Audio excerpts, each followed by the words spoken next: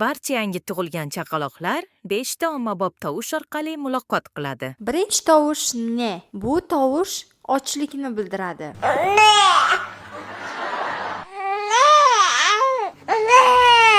Keyingi tovush qaysi? Keyingi tovush av. Bu esa uyqu kelganini bildiradi.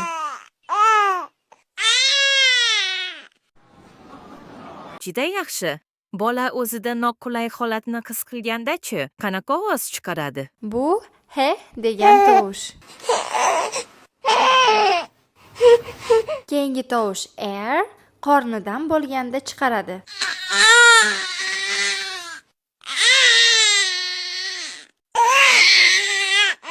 Oxirgisi bu esa ko'krakning yuqori qismida havo to'planib qolganda tana uni chiqarish uchun refleks tarzda javob beradi.